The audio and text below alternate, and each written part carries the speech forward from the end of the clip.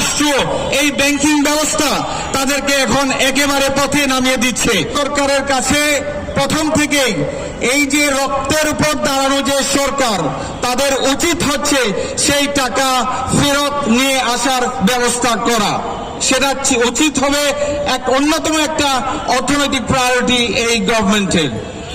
আরেকটা কথা যেটা আমাদের অনুধাবন করতে হবে সেটা হচ্ছে যে এই যে উপদেষ্টা পরিষদের যারা আছেন যারা যেন এটা বোঝেন যে এই যে আমাদের বিনিয়োগকারী ভাইয়েরা তারা এখানে তাদের হালাল ভাবে তারা বিনিয়োগ করে তারা তাদের ভবিষ্যৎ নিশ্চিত করতে চেয়েছিলেন, কিন্তু এই রাষ্ট্র, এই ব্যাংকিং ব্যবস্থা তাদেরকে এখন একেবারে পথে নামিয়ে দিচ্ছে।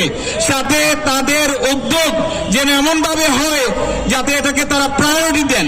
এটা কোনো সাইড ডিশের কোনো ব্যাপার না যে এটা আমার প্রায়োরিটি না দিলে হবে।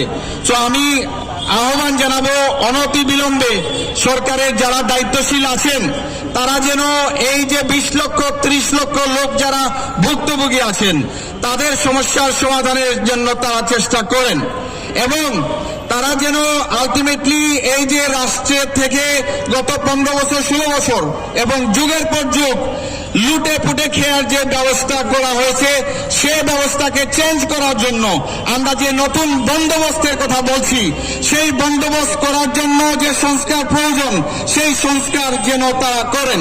কারণ নতুন বন্দোবস্ত এবং সংস্কার যদি না হয় তাহলে আমরা আবার পুরাতন জায়গায় ফেরত যাব এবং আমাদের যে পুঁজিবাজারের যে সিস্টেম আছে সেই সিস্টেমটা আবার নতুন করে আবার লুটে পুটে খাওয়া হবে।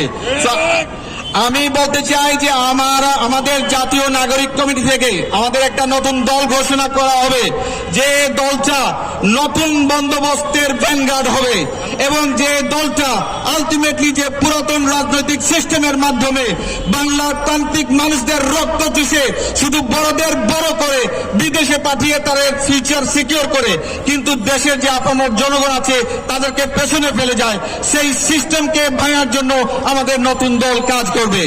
আমি আপনাদের কাছে এই প্রমিস করে যেতে চাই যে আমরা জাতীয় নাগরিক কমিটি থেকে এবং এই বিপ্লবের যারা আমরা ধারক বাহক আমরা সর্বাত্মক সিম্পেথি আপনাদের প্রতি আছে এবং আমরা সর্বাত্মক চেষ্টা করব সবসময় আপনাদের পাশে থাকতে।